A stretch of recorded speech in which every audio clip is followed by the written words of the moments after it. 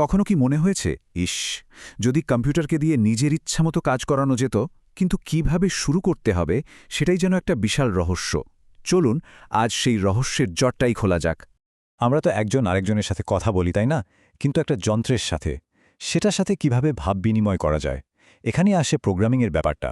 এটাকে বলা যেতে পারে এক ধরনের জাদুর কাঠি, যেটা দিয়ে আমরা কম্পিউটারকে আমাদের কথা বোঝাতে পারি। আচ্ছা, কম্পিউটারকে নির্দেশ দেওয়ার জন্য তো অনেক রকমের ভাষা আছে। তাহলে আমরা পাইথন নিয়েই কেন কথা বলছি? কারণটা খুব সহজ। নতুনদের জন্য এর চেয়ে সহজ আর কিচ্ছু হয় না। আর শুধু সহজই নয়, বড় বড় টেক ইন্ডাস্ট্রিতেও এর কদর কিন্তু অনেক। এই যে এত জনপ্রিয়তার কথা বলছি, এর পেছনে কিন্তু কয়েকটা দারুণ কারণ আছে। প্রথমত, এর কোডগুলো দেখতে অনেকটা সাধারণ ইংরেজির মতো, মানে পড়লেই বোঝা যায় কি করতে বলা হচ্ছে।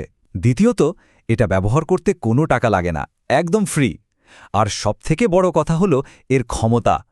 আর্টিফিশিয়াল ইন্টেলিজেন্স, বড় বড় ওয়েবসাইট, ডেটা সায়েন্স, এমন কোনো জায়গা নেই যেখানে পাইথন নেই। এক কথায় অসাধারণ। কিন্তু দাঁড়ান, এখানে একটা মজার প্রশ্ন আছে। আমরা তো পাইথনে ইংরেজি অক্ষরের মতো করে কোড লিখছি, কিন্তু কম্পিউটার তো আর ইংরেজি বোঝে না। তাহলে আমাদের লেখা এই কোডগুলো কাজ করে কি করে? ব্যাপারটা একটু গোলমেলে লাগছে, তাই না? ব্যাপারটা হলো, কম্পিউটার আর আমাদের মধ্যে একটা ভাষার দেয়াল আছে। কম্পিউটার শুধু দুটো জিনিস বোঝে, 0 আর 1। একে বলে বাইনারি কোড। ভাবা যেতে পারে বিদ্যুতের সুইচ অন আর অফের মতো। আমরা যে এত সুন্দর করে লিখছি হ্যালো ওয়ার্ল্ড, কম্পিউটারের কাছে সেটা আসলে 0 আর 1-এর একটা লম্বা লাইন ছাড়া আর কিছুই না।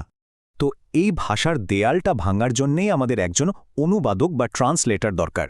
প্রোগ্রামিংয়ের দুনিয়ায় এই অনুবাদকের আজটাই করে ইন্টারপ্রেটার। ঠিক যেমন কোনো বিদেশি ট্যুরিস্ট গাইড আমাদের কথা অন্য ভাষায় অনুবাদ করে দেন, পাইথন ইন্টারপ্রেটারও ঠিক সেভাবেই আমাদের লেখা কোডকে কম্পিউটারের 0 আর 1-এর ভাষায় অনুবাদ করে দেয়। দারুণ না ব্যাপারটা? তাহলে পুরো প্রক্রিয়াটা কেমন দাঁড়ালো? খুবই সহজ, মাত্র 3টে ধাপ। 1, আমরা সহজ ইংরেজিতে পাইথন কোড লিখলাম। 2, ইন্টারপ্রেটার সেটাকে ঝটপট অনুবাদ করে ফেলল। আর 3, কম্পিউটার সেই অনুবাদ করা নির্দেশটা পেয়ে সাথে সাথে কাজটা করে দিল। ব্যাস, এটুকুই। অনেক তো তত্ত্বকথা হলো, এবার আসল জিনিসটা দেখার সময়। চলুন একদম সত্যিকারের এক লাইন পাইথন কোড দেখি আর বোঝার চেষ্টা করি যে এর মানেটা আসলে কি। এই যে প্রোগ্রামিংয়ের জগতে ঢোকার এটাই হলো সেই ঐতিহাসিক প্রথম বাক্য। দেখুন একবার, কি সহজ। শুধু প্রিন্ট লিখে ব্র্যাকেটের ভেতরে কোটেশন চিহ্ন দিয়ে বলা হয়েছে হ্যালো ওয়ার্ল্ড। দেখতে সাধারণ লাগলেও যে কোনো অ্যাপের যে ওয়েলকাম মেসেজ দেখা যায়, তার পেছনের আইডিয়াটা কিন্তু এটাই। এখানে এই প্রিন্ট ফাংশনটা একটা নির্দেশের মতো। ও কম্পিউটারকে বলছে, এই যে আমার ব্র্যাকেটের ভেতরে যা আছে সেটা সবাইকে স্ক্রিনে দেখিয়ে দাও। সোজা কথায় আউটপুট দেখানোর কাজটাই করে প্রিন্ট ফাংশন। আচ্ছা, আর এই যে কোটেশনের ভেতরে হ্যালো ওয়ার্ল্ড লেখাটা, প্রোগ্রামিংয়ের ভাষায় একে বলে স্ট্রিং। মানে সোজা বাংলায় কোটেশনের ভেতরে যাই লেখা হোক না কেন, কোনো শব্দ বা বাক্য, সেটাই হলো একটা স্ট্রিং। একটা প্রোগ্রামকে শুধু নির্দেশ দিলেই তো হবে না, তাই না? তাকে তো কিছু তথ্য মনেও রাখতে হবে। আর এই মনে রাখার কাজটাই করে ভ্যারিয়েবল। প্রোগ্রামিংয়ের এটা একটা খুবই গুরুত্বপূর্ণ অংশ। ভেরিয়েবলকে খুব সহজে একটা নাম লেখা বাক্সের মতো ভাবা যায়। ধরুন, একটা বাক্সের গায়ে জিনিসপত্র লিখে তার ভেতরে কিছু রাখলেন। পরে যখন দরকার হবে শুধু জিনিসপত্র বাক্সটা খুঁজলেই হবে।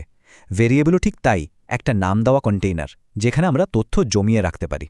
যেমন এই লাইনটা দেখুন, age = 23। এই কোডটা কম্পিউটারকে বলছে age নামে একটা বাক্স বানাও আর তার ভেতরে 23 সংখ্যাটা রেখে দাও। ব্যাস, এখানে age হলো সেই বাক্সের গায়ের লেবেলটা। এখানে একটা খুব জরুরি জিনিস খেয়াল করতে হবে। প্রোগ্রামিংয়ে এই = চিহ্নটার মানে কিন্তু গণিতের সমান সমান না। এর মানে হলো অ্যাসাইন করা বা ভেতরে রাখো।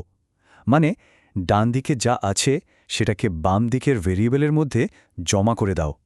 আচ্ছা, আমরা যেমন সব জিনিসকে একভাবে দেখি না, তাই না? যেমন একটা নাম আর একটা সংখ্যা তো এক জিনিস নয়, ঠিক তেমনি প্রোগ্রামিংয়েও ডেটার বিভিন্ন ধরন বা টাইপ আছে। আর পাইথনের একটা দারুণ ব্যাপার হলো, এটা খুব বুদ্ধিমান। এটা নিজে থেকেই বুঝে নিতে পারে কোনটা কোন ধরনের ডেটা।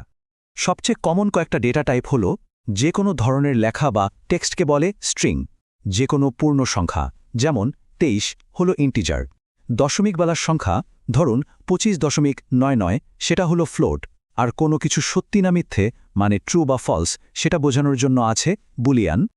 তো আমরা ভেরিয়েবল শিখলাম, ডেটা টাইপও দেখলাম। এবার চলুন এই সব কিছুকে একসাথে মিলিয়ে একটা ছোট্ট কিন্তু কাজের প্রোগ্রাম কেমন হতে পারে সেটা দেখি।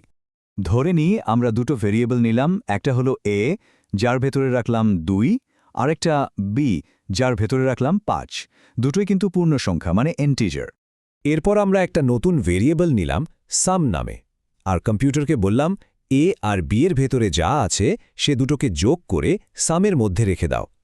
পাইথন কিন্তু নিজে থেকেই বুঝে যাবে যে a মানে 2 আর b মানে 5, আর সেগুলোকে যোগ করতে হবে। তাহলে একটু ভাবার চেষ্টা করুন তো, সাম নামের এই বাক্সটার ভেতরে এখন কোন সংখ্যাটা থাকবে? কম্পিউটার কি ফলাফল বের করবে? একদম, উত্তরটা হলো 7। কম্পিউটার ঠিক এই সহজ অঙ্কটাই কষবে। আর এইভাবেই কিন্তু প্রোগ্রামিং কাজ করে। ছোট ছোট নির্দেশ আর ডেটা ব্যবহার করেই বড় বড় সমস্যার সমাধান করা হয়। তাহলে এক নজরে যদি পুরো ব্যাপারটা দেখি, পাইথন হলো কম্পিউটারকে নির্দেশ দেওয়ার একটা সহজ ভাষা। ইন্টারপ্রেটার সেই ভাষাকে মেশিনের জন্য অনুবাদ করে দেয়।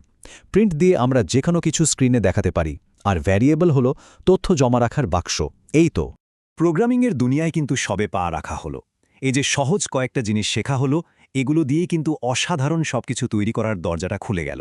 এখন প্রশ্ন হলো, কম্পিউটারকে দিয়ে সাধারণ হিসেব করানোর এই ক্ষমতা কাজে লাগিয়ে এরপর কি করা যায়? ভাবনার আকাশটা কিন্তু এখন পুরোপুরি খোলা।